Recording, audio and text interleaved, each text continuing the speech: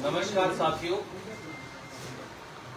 भाजपा सरकार का निकम्मापन, नकारापन और नालायकी, उसका जीता जागता सबूत पूरे हरियाणा की मंडियों में अफरा तफरी का आलम है।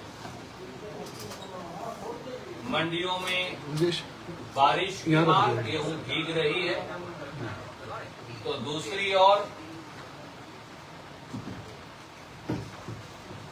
खेतों के अंदर बिजली की ढीली तारों से स्पार्किंग होकर आए दिन आग लग रही है। अकेले कैथल और कुरुक्षेत्र में 2000 एकड़ के करीब जो खड़ी फसल है गेहूं की, वो आग लगकर जल गई पिछले 24 से 48 घंटों के अंदर। वो गुला चीका हो, वो पेवा हो, सबसे ज्यादा तो इन दो इलाकों के अंदर नुकसान हुआ है। अगर आप कैथल, कुरुक्षेत्र, शाहबाद, पानीपत,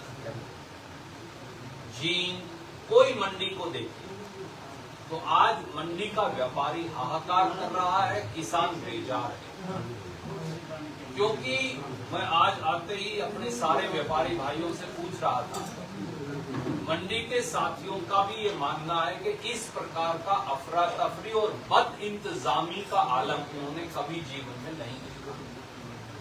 कहां डालेंगे वो, कहां डालें फसल? सड़कों पर ही डालनी पड़ेगी। सड़कों पर डालो तो लाइसेंस कैंसिल करने का नोटिस आ रहा है या लाइसेंस कैंसिल किए जा रहे हैं, जैसा कैथल में कर दीजिए, जैसा कुरुक्षेत्र, पानीपत, करनाल के अंदर कर दिए गए।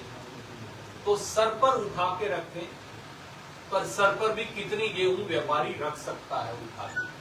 और किसान क्या करे?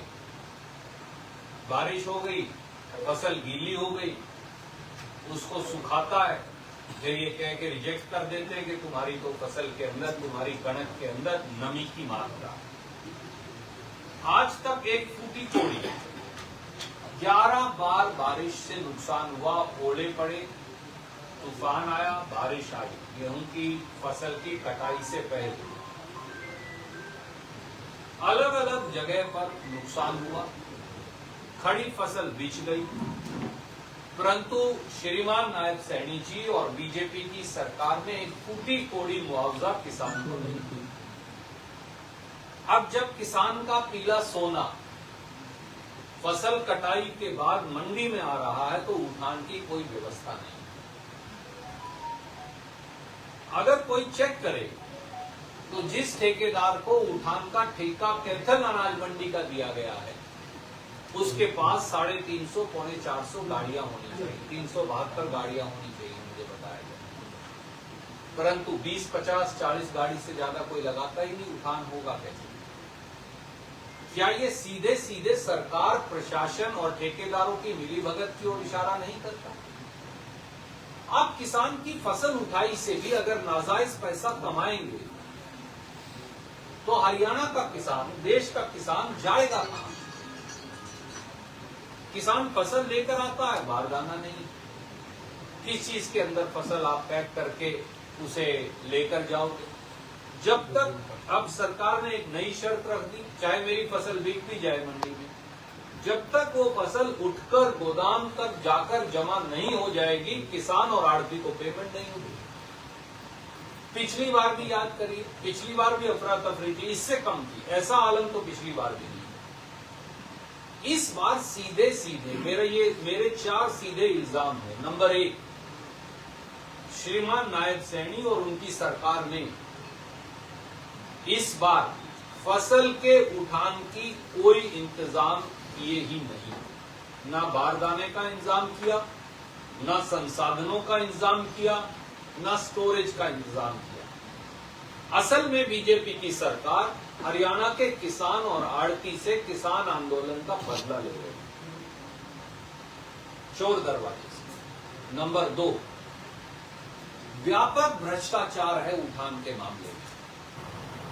जिन लोगों को ठेके दिए गए हैं वो लोग पूरी गाड़ियां लगाते ही नहीं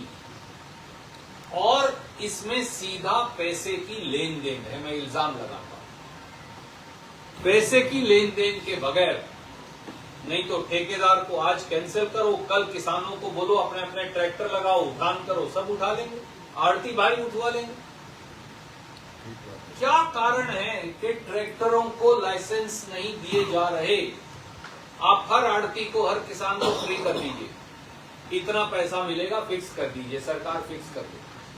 उठान का इतना पैसा मिलेगा, कोई आओ अपना साधन लगाओ, संसाधन लगाओ, 4 व्हीलर लगाओ, ट्रैक्टर लगाओ, 4 दिन के अंदर सारी मंडियां खाली हो जाएगी, सारा गेहूं जो है उठकर वहां चला जाएगा। तरीका मैं बता देता हूं, नायब सैनी जी को मालूम नहीं होगा, फिर बाद में गालियां देंगे।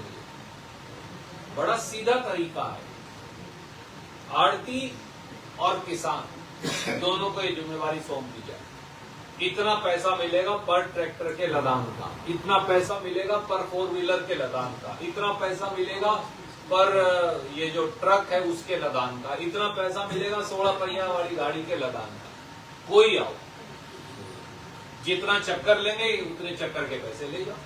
सरकार को तो पैसे देने ही, एक्स्ट्रा पैसे भी नहीं कह रहे हम, तो दो उतने ही पैसे दो जो आपके फिक्स है। आड़ती अपने आप उठवा लेंगे, किसान अपने आप उठा लेंगे। तीसरा, किसान की फसल जल गई, किसान की फसल बारिश की मार से गीली हो गई, किसान की फसल मंडी में गीली हो गई। अब तक भी श्रीमान नायब सैनी जी एक भी मंडी में क्यों नहीं गए? पूरी सरकार सोई क्यों पड़ी? मंडी का अगर दौरा करें, करनाल का, कुरुक्षेत्र का, अपने खुद के विधानसभा क्षेत्र लाडवा का, पानीपत का, कैथल का, जींद का, भिवानी का, रोहतक का, तो मालूम, यमुनानगर का, अम्बाला का, तो मालूम चल जाएगा असलियत का। परंतु मुख्यमंत्री को फुर्सत क्यों नहीं मिल रही? तीसरा सवाल, कि वो मंडी में जाएं, उन खेतों में जाएं जहां किसान के मवेशी और फसल और कूप और मकान सब जल गए हैं, और जाकर मौके पर मुआवजा दें। ये कौन सा तरीका है कि मैं रिपोर्ट मांग रहा हूं? कितने साल रिपोर्ट मांगते रहो? और चौथा, इस बद इंतजामी के लिए और बदहाली के लिए कौन जिम्मेवार है? मुख्यमंत्री जी।